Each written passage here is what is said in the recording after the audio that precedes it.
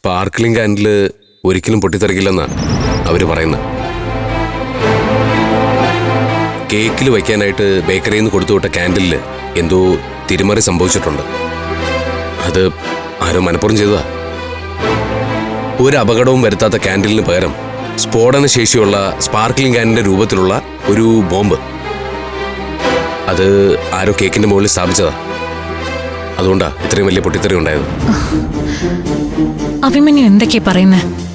ഈ ബോംബെന്നൊക്കെ പറഞ്ഞാ അതൊരു വലിയ സാധനമല്ലേ? അമൃത ഏത് ലോകത്താ ജീവിക്കുന്നത്? വയർലെസ് സെറ്റിലും മൊബൈൽ ഫോണിലും എന്തിന് കയ്യിൽ കിട്ടുന്ന വാച്ചിൽ വരെ വയ്ക്കാൻ പറ്റുന്ന ഉഗ്ര സ്ഫോടന ശേഷിയുള്ള ബോംബുകളുണ്ട്. ടെററിസ്റ്റുകളൊക്കെ ശത്രുക്കളെ ഇല്ലാതാക്കാനായിട്ട് ഇത്തരം പ്രയോഗങ്ങൾ നടത്തുന്നത് നമ്മൾ മിക്കവാറും ടി വിയിലൊക്കെ കാണുന്നല്ലേ. അതിനീ മഹേന്ദ്രനോട് ആർക്കാ ഇത്ര ശത്രുത? ചക്കിന് വെച്ചത് കൊക്കിന് കൊണ്ടുവന്ന് കേട്ടിട്ടില്ലേ? അതാ മഹേന്ദ്രന്റെ കാര്യത്തിൽ സംഭവിച്ചത്. സത്യത്തില് അത് ചെയ്തവരുടെ ലക്ഷ്യം അമൃതയായിരുന്നു. ബർത്ത്ഡേ പാർട്ടിയുടെ ചടങ്ങുകൾ കൃത്യമായിട്ട് നടന്നിരുന്നെങ്കിൽ ആ കാൻഡിൽ കത്തിക്കേണ്ടത് താനായിരുന്നില്ലേ? അപ്പൊ അപകടം സംഭവിക്കുന്നത് തനിക്കായിരിക്കും. അഭിയേട്ടൻ ആ പറഞ്ഞത് ശരിയാ. ആരായിരിക്കും അത് ചെയ്തത്? അവർക്ക് അതുകൊണ്ട് എന്ത് നേട്ടം ഉണ്ടാകുന്നേ? നമുക്ക് ശത്രുക്കൾക്ക് പഞ്ഞൊന്നുമില്ലല്ലോ. ആരെ വേണമെങ്കിലും സംശയത്തിന്റെ മുന്നിൽ നിർത്താൻ പറ്റും. നിങ്ങളിപ്പോ കലയമ്മ എന്ന് ഓമന പേരിട്ട് വിളിച്ച് തലയിലേറ്റി നടക്കുന്ന കലാവതിയെ പോലും.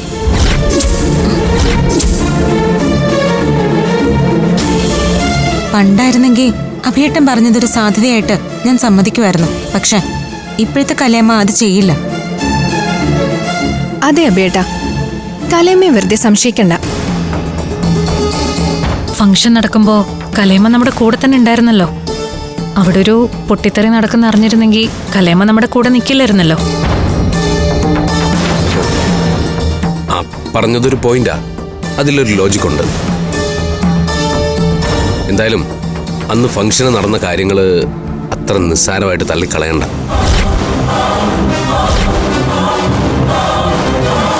അതിനിടയില് ഒരു കോമഡി നടന്നു. ബർത്ത്ഡേ പാർട്ടി കഴിഞ്ഞ് ഇവിടുന്ന് പോയ സോമനങ്കളിന് നാട്ടുകാര് പഞ്ഞി കിട്ടും. ഇപ്പൊ പുള്ളി ആശുപത്രിയില. ശ്യാമളപ്പച്ചി ഇപ്പൊ വിളിച്ചു വെച്ചതേ ഉള്ളൂ.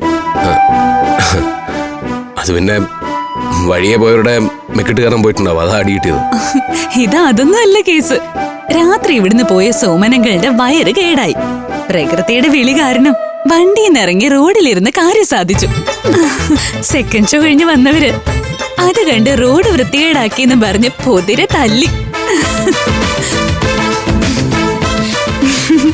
പുള്ളിക്കാരനെ കിലുക്കത്തിലെ ജഗതിയുടെ അവസ്ഥയാ. ഇവിടെ നിന്ന് ഇടികൊണ്ട് റോഡിലിറങ്ങിയപ്പോ അവിടുന്ന് ഇടി. സോമനങ്കളിന് ഇവിടെ നടിയുണ്ടോ?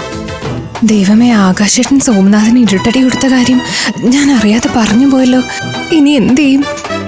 നീ എന്താ ഒന്നും മിണ്ടാത്തത്? ഇവിടുന്ന് ആരാ അയാൾ അടിച്ചത്? അത് പിന്നെ അങ്കിളും മഹേന്ദ്രൻ തമ്മിൽ എന്തോ കശപിശ ഉണ്ടായി എന്ന് ആരൊക്കെയോ പറയുന്നത് കേട്ടു. അവൻ ആരോടാ കശപിശ ഉണ്ടാക്കാത്തത്? അമൃതേച്ചിയുടെ ബർത്ത്ഡേ പാർട്ടി അവൻ ഒരാൾ കാരണമല്ലേ കുളവായത്? അത് ശരിയാ. ആ വട്ടം കാരണം എല്ലാ പ്രശ്നങ്ങളും ഉണ്ടായത്. അതിനുള്ള പണി അവന് കിട്ടുകയും ചെയ്തു. എന്തൊക്കെ പറഞ്ഞാലും നമ്മളെ ക്ഷണിച്ചു വരുത്തിയ ഒരു അതിഥിയല്ലേ മഹേന്ദ്രനും. അയാൾക്ക് അങ്ങനെയൊക്കെ സംഭവിച്ചതില് എനിക്ക് നല്ല വിഷമമുണ്ട്. കലയമ്മേ നല്ല വിഷമത്തിലാ. എന്റെ ഉള്ളില് ഇപ്പോഴും മാറാതെ കിടക്കുന്ന ഒരു സംശയമുണ്ട്.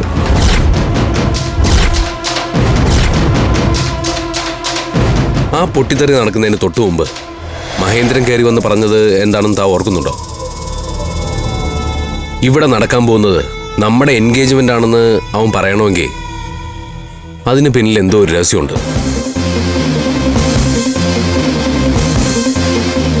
അഭിമന്യുവിന് തോന്നിയ ആ സംശയം എനിക്കും തോന്നിയിരുന്നു. അതിന് പിന്നില് എന്തോ ഒരു ദുരൂഹതയുണ്ട്. ഫ്ലവേഴ്സ് ഒരുക്കുന്ന കാഴ്ച വസന്തം യൂട്യൂബിൽ പ്രേക്ഷകർക്ക് ലൈവായി കാണാം. ഫ്ലവേഴ്സ് കോമഡിയിൽ ജോയിൻ ചെയ്യൂ, ആസ്വദിക്കൂ.